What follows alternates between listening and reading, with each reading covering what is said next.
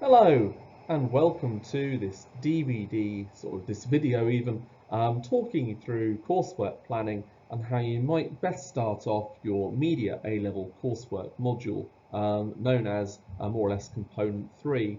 Today we're going to look particularly at aims and intentions and beginning to plan through your answer before you actually start designing. Now, as with any piece of design, it's important to plan your work first. Part of that is obviously researching your own chosen genre or the product you've been asked to complete. You can see on the screen there 9 different tasks that might be useful to do and would be very useful to do before you start to go any further. You need to know your brief before doing this, but ultimately this gives you a really good body of research on which to base your own design. What you shouldn't do is immediately start drawing or taking photos without a clear understanding of what actually you're trying to produce. Not only does this end up wasting time in the long run, but it also means that you miss focus. You end up with lots of random photos or random bits of website that aren't really going to be cohesive as a whole. So take a look at these planning tools, numbered 1 to 9, and begin thinking how you might use some similar activities to make sure your coursework is well planned. Now here is a copy of an example brief. I've chosen Brief 3 Film Marketing, and the brief stipulates certain features that must be present in the coursework folder. You can see it's quite detailed, but you can also see it's bullet pointed to show exactly what they're expecting from you. Your examiner will use this as a bit of a checklist to check through the different features you should be using to ensure then that your answer ticks off all the elements the exam board are looking for. Indeed, on the mark scheme, it stipulates that you must use all of the parts of the brief to attain those higher levels. You should have been sent your own brief by your class teacher and so should be using that as a basic point of reference as you construct your coursework folder. Now let's take a little bit closer look at the section marked aims and intentions, worth around about 10 marks in the final submission. This should be done before you start your design to kind of lay out your ideas. So once you've done those 9 planning tools that I've had on the screen earlier, you need to start thinking, what is your aim going to be then? What are you going to try and construct as part of your coursework? What are your ambitions in terms of what you'd like to produce to put forward? How you make your design professional? What message are all your elements going to convey to your reader? What's your storyline going to be? Why have you chosen that storyline and how you've represented it through image and layout in your coursework design? The paragraph you can see on the board then has come straight from the exam board. Learners will be required to complete a brief outline of their aims and intentions for the cross-media production that must be submitted with the production itself. This will be assessed with the cross-media production and will enable learners to explain the ways in which they'll apply knowledge and understanding of the theoretical framework to production and target the intended audience. This is a compulsory component of the non-exam assessment, and learners must complete the statement of aims and intentions in section B of the cover sheet using approximately 500 words. Now that seems like a lot of writing for something that's actually quite simple. What they're looking for is for you to say what you aim to do, what are your intentions moving forward. Okay, that includes anything that you've planned so far, and might even include some ideas that you've had to bin because you simply can't recreate them yourself. It mentions that you'll apply knowledge and understanding of the theoretical framework, and that's bearing in mind you are media studies students. You are students who are well versed in the construct of the media, how different meanings are portrayed through sound, image, as well as word choices. They're looking for you, in short, to use some of the theories you've covered during the course of your studies and apply them to your own creative piece. It says you must complete statements of intentions and it must be 500 words. Well, that roughly speaking is about the side of A4 more or less, given the average size handwriting. So it's not going to be like a full essay, but it should be enough to expand on some of the things you want to achieve through the creation of your coursework. This is the form itself, in this case from Educas, and you can see it gives you a series of questions there to kind of guide your writing. You've got a word count you must stipulate, 500 words, and when it says approximately 500 words, you can probably allow 10% over or 10% under. So anything between 480 and 520 words is probably about right. Take a look at the questions there, and then that should guide your response for the different sections you need to include in your aims and intentions write-up. Here is an example taken from one of the revision guides, and this is a very simple, basic overview of the aims and intentions. It divides it into subcategories to kind of guide the response, and it doesn't really go into specifics, but begins to reveal a general knowledge of the chosen genre and begins to show thought into how the concept will be executed when actually being created on the page or on the website itself.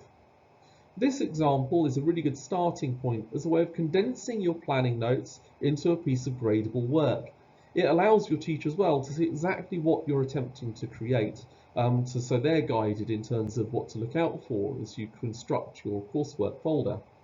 Take a note of the subheadings and use your planning to create your own similar aims. So look at the pictures or the storyboards or the design concepts you've come up with so far, and use that to begin channeling your answer to focus yourself on exactly what you aim to achieve. Don't worry, this is just a first draft, of course. This is just an outline for your teacher and indeed yourself to keep in mind as you actually begin to construct your body of your coursework. This will potentially be added to and upgraded, so to speak, as you move forward and become more and more closely linked and more experienced in the genre that you've chosen to explore within your coursework folder. Now that we've broken down the brief into exactly what's required and who we're targeting, we have to look at how we can write a statement of aims to the best of our ability that's going to give you the best possible score. And just as a recap, there are a few things you need to know about the statement of aims. It's worth 10 out of your 60 marks for component 3. It should be written after you've researched brands that currently exist, but it should be written before you start your production. In reality, you might go back and adjust this a little bit before the final whole NEA piece is handed in. And while there's not a word count as such, it should be around 500 words in length. Students do get hung up on this because it's nice to know exactly what's required, isn't it? But the exam board aren't specific on that. I would maybe aim for give or take 10% on that word count. If you're heading towards 15 or 20% above or below that word count, then it might start to affect your grade. You know, you're not going to get pulled down for going over the word count, so it does depend on what you've written. But for us to be able to say that you've written approximately 500 words, if you're 20% over that, then it starts to become difficult for us to justify that. Okay, so try and keep it around the 500 mark. Could be bullet pointed, doesn't have to be written in extended form, and you certainly won't be penalised for bullet pointing your statement of aims. A lot of students bullet point things, and that is absolutely fine. Let's have a look at some of the questions that you should be addressing, because what we need to do is make sure we meet that assessment criteria. If I just go back a slide, creating a cross-media production for an intended audience. Okay, cross-media production, intended audience, and you know, the theoretical framework. How well have you recognised that theoretical framework? These are some of the questions that are going to help you to be able to answer that. Okay, how and why will you use media language in your cross-media production? So you need to justify some of the choices you've made in regards to your selection and combination of the elements of media language that you intend to use. Why have you selected a portrait close-up, for example, on the front cover of your magazine? And why have you combined that with certain colours and certain fonts? Just explain that, okay? If there are any intertextual references or any genre hybridity, there's an opportunity to mention that under this kind of main heading, if you like. How you intend to use genre conventions to communicate meaning. From a media language point of view, you know, for your chosen genre or your chosen subgenre, how are you going to follow those conventions? And what's the overall message that you intend to communicate to the intended audience? There's a good chance here, good opportunity for you to show your understanding of something like semiotics, for example. Okay, and this is essentially focusing on media language and demonstrating your understanding of that theoretical framework and how you are going to apply that to create your product. Okay? Then we move on to that second part of the theoretical framework. How will you construct representations, and why will you construct representations of, this could be individuals, it could be groups, it could be certain issues or certain events. You know, we can represent anything really, can't we? Just how and why. Make sure you set out really explicitly what you're going to do. So are you going to use visual codes and technical codes? I mean, you are going to use visual and technical codes, whether you're aware of it or not. There are visual codes in the things that you produce, aren't there? But, you know, why have you chosen those certain codes, and how do you think that's going to construct a representation? How will the representations in your work construct a version of reality? Will you be including misrepresented or underrepresented groups within your product? And how will the way in which you construct the representations communicate meaning to your audience? If you can answer some of these simple questions, then you're starting to really demonstrate your knowledge of that theoretical framework, and you're starting to really apply that. Okay? Are you going to be challenging or subverting any stereotypes? Again, that's a key point, and there's an opportunity there for you to mention that. Coming back to the intended audience, how are you going to target your audience? Say in explicit terms, I am going to do this to try and appeal to my intended audience, which is, so what are some of the methods you're going to use to position your brand in line with your audience? What are some of the elements of media language that you're going to use? How might those things appeal to that target audience? And what's the mode of address that you're going to use? Is it going to be a formal mode of address? Is it going to be an informal mode of address? It's got to fall in line with your target audience, your intended audience, and explain how that is going to do that. Moving on to industry then. You know, how are you going to follow industry standards? I get students that say, I don't want to follow convention. Well, that's fine, but to start with, you have to really create a conventional product. And if you want to then verge away from that convention, you know, you can do that if it's justified. But to start with, create a conventional product, and then by all means make some changes or refine it or adjust it. But to start with, you know, you really need to start in a conventional place to justify the fact that you are following an industry context. What do you think the expectations are from your audience? And how does your product reflect the values of the supposed organisation? So remember, this is for a major publishing organisation. How is your product going to reflect the values of a major publishing organisation? And then finally, I just think it's worth putting this question in here.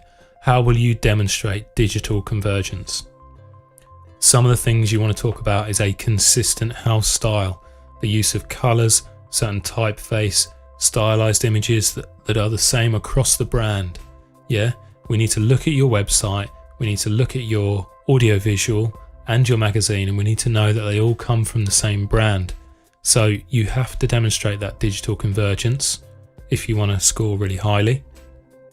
And in your statement of aims, use subject-specific terminology. Make it clear to the assessor that you are a media student. Okay? I don't want to read a statement of aims and know that anybody could have written it. I want to read it and know that it's been written by a media student. Okay, so take that knowledge you've got, put it on the page, and refer to some research wherever you need to. Okay? So if we just come back to the overall objective here, we have to produce a statement of aims and intentions to create a cross-media production for an intended audience. Just to quote the assessment criteria here for a Band 5 submission, we're looking for, that's a top band submission, we're looking for an excellent, highly detailed statement of consistently relevant aims and intentions that clearly responds to the brief, targets the intended audience, and reflects the specified industry context. Okay, so media language is coming up there, industry context is coming up there, the intended audience is coming back in there.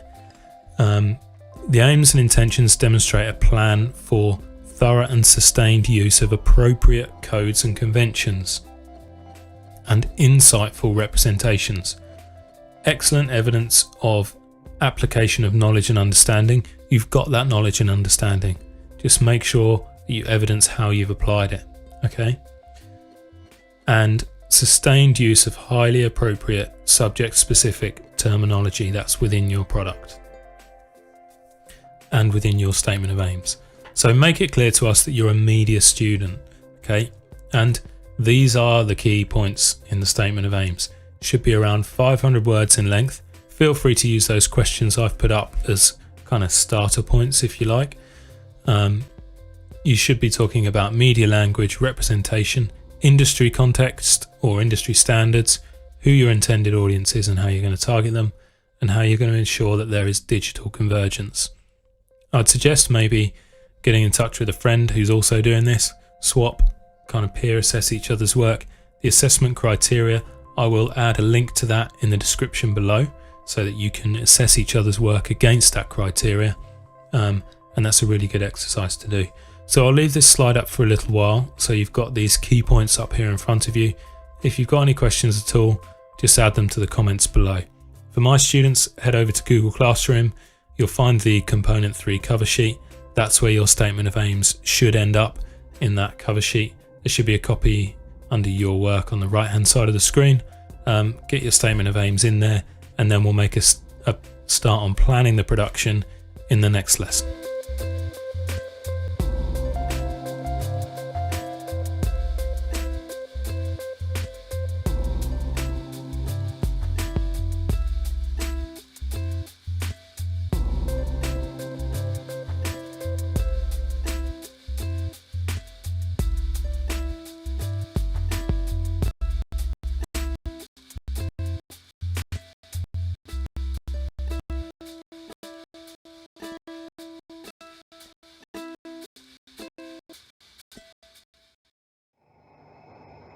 Thank you very much for listening then, and I hope that was a useful guide then to how to start off the planning for your coursework and be successful in your coursework submission.